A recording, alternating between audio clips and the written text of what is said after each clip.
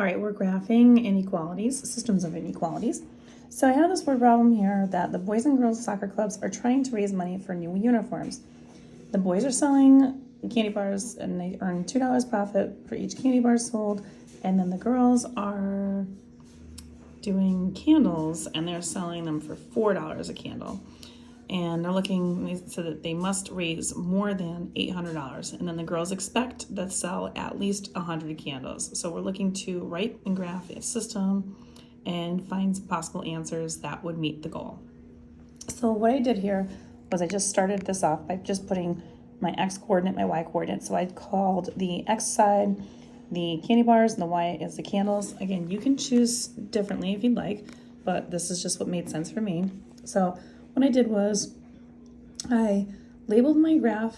There was just a blank graph, so I did it by 20s. That way I could get up to 200. The reason why I did 200 was because I was kind of thinking about possible solutions for this. So knowing that the $2 amount for the candy bars and the $4 amount for the candles, if I'm trying to figure out, like, I got to get at least $800, or I have to get more than $800. If I sold 200 candles at $4 a piece, then that would hit me up with the $800 immediately.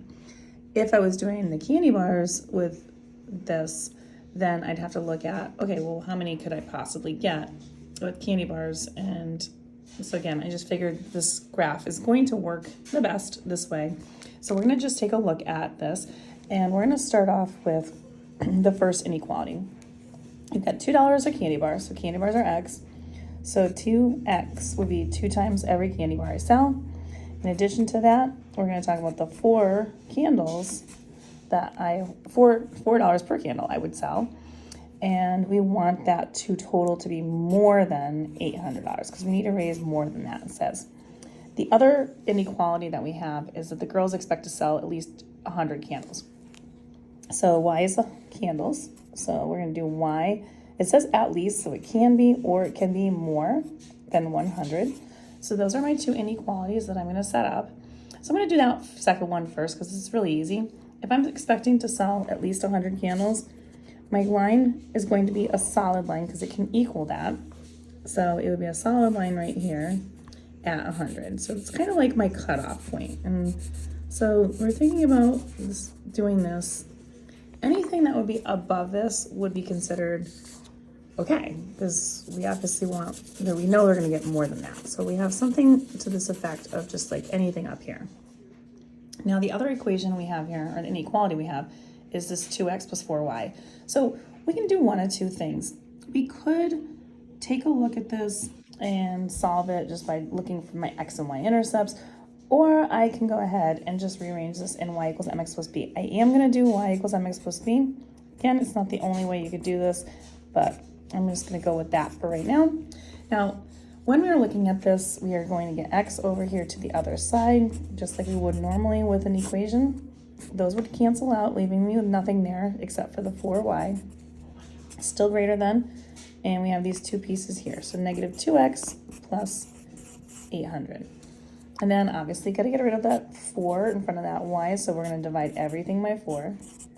Now, these 4's are going to cancel out, leaving me with just 1 y, and then we have greater than. This is going to reduce down to negative 1/2 x. And then this reduces down to the 200 that I was marking up here. So that's kind of why I went with 200. So now what I'm going to do is I can graph this. Now we know that there is a cutoff here with that 100. So we know we're expecting to sell at least 100 candles. So I'm going to start up here with graphing, and I'm going to work my way down until I get to that line, and then I can graph that line. So we're going to start at my y-intercept at 200. I'm going to go up here to 2, put a dot here. And then I'm going to use that negative 1/2 as my slope. Now, because this is all relative, meaning that all these lines are by 20s here as well as here, that whole part of me going down 1 over 2 can still apply here because the scaling on this is exactly the same. So if it was different, you wouldn't be able to do that. But because these are both scaled by 20s, I can still do that. So I can go down 1 over 2. Down 1 over 2, down 1 over 2. Oh my gosh, that's not down 1 over 2. That's down 2 over 1. Down 1 over 2. Down 1 over 2. One more, down 1 over 2. And again, we're going to be saying that we're assuming that we're cutting this off here because of the fact that we know that they're supposed to be getting more than that. So I would stop this. You could continue this line, that's fine. Now it has to be more than this, so we're gonna do a dotted line and not a solid line on this one. And then if it was more, then you would be shaded up here. And this is the double shaded area up here, because down here, after it hits that point under 100 candles, then it's not shaded in both areas. So anywhere in this particular spot right here or above that's not on this graph would work as a solution set. So it asked me to find 3 points that would work for this. So I could go with anything, like I can go 120 of these candy bars with 160 candles. I could do 180 candy bars and 140 candles. So anything you want, as long as it meets the requirements up here, you'd be good to go.